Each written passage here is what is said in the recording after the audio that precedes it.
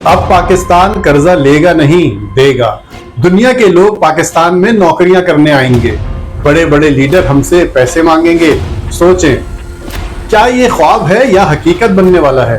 पाकिस्तान अल्लाह की दी हुई दौलत से माला माल है। बलूचिस्तान में सोना और तांबा है। रेकोडिक दुनिया के बड़े जखायर में शामिल होता है। सिंध में थर का कोयला है जो सदियों तक पाकिस्तान को तवानाई दे सकता है।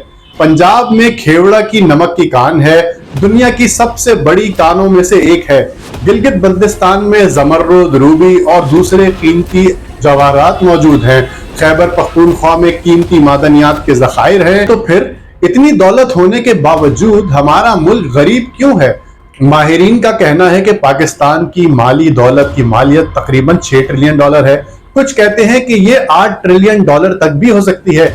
सोचें, अगर 8 ट्रिलियन डॉलर की रकम है और अगर हम इससे सिर्फ 10% दौलत भी निकाल लें तो हमें IMF के दर पर जाने की कोई जरूरत नहीं रहेगी। बलूचिस्तान सबसे ज्यादा वसाइल वाला सूबा है, लेकिन सबसे ज्यादा गुर्बत भी वही है। रेकोडिक के जखायर अरबों डॉलर की मालियत रखते हैं, लेकिन वहां फितनतुल हिंदुस्तान और दीगर कुव्वतें शोरिश बदमनी को हवा दे रही हैं। यकीनन इनके पीछे आलमी ताकतों का खेल है। बहुत से तज्जियाकार कहते हैं कि आलमी ताकतें नहीं चाहती कि बलूचिस्तान में अमन कायम हो, क्योंकि अमन हुआ तो पाकिस्तान अपने वसाइल खुद निकाल सकेगा। अब बात करते हैं गिलगित बल्तिस्तान के बर्फ पोश पहाड़ों की। इन पहाड़ों के नीचे कीमती पत्थरों के जखायर छुपे हैं। जमर्रुद, रूबी, टोपाज लाखों डॉलर फी कैरेट की कीमत के मौजूद हैं। अब जरा आलमी मंजरनामा देखते हैं। आज की असल जंग तेल पर नहीं बल्कि मादनियात पर है, खास तौर पर लिथियम पर। लिथियम जिसे सफेद सोना भी कहा जाता है। मोबाइल की मैन्युफैक्चरिंग, लैपटॉप, सोलर बैटरियां, सबसे बढ़कर इलेक्ट्रिक कारें तक लिथियम पर ही चलती हैं। अमेरिका चाहता है कि वो अपनी इंडस्ट्री और फौजी टेक्नोलॉजी के लिए लिथियम पर तवज्जो करे।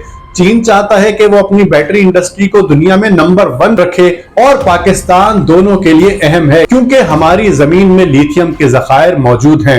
यानी पाकिस्तान आने वाले वक्त की सुपर पावर रेस में एक बड़ा खिलाड़ी साबित हो सकता है।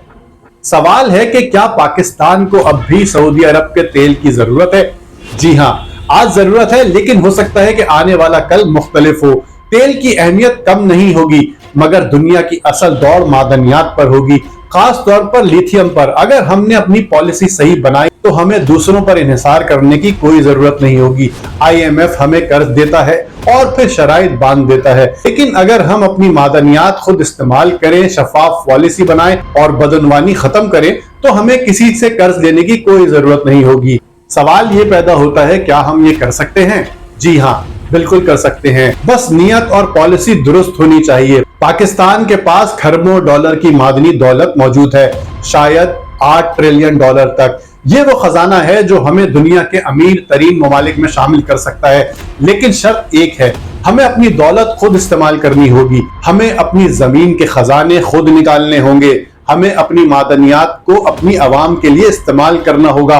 अगर हमने ये कर लिया तो एक दिन दुनिया कहेगी पाकिस्तान वाकई एक अमीर मुल्क है। पाकिस्तान को IMF की जरूरत नहीं, पाकिस्तान खुद कफील है, खुददार है, खुद मुख्तार है। सवाल ये है, क्या हम ये कर पाएंगे?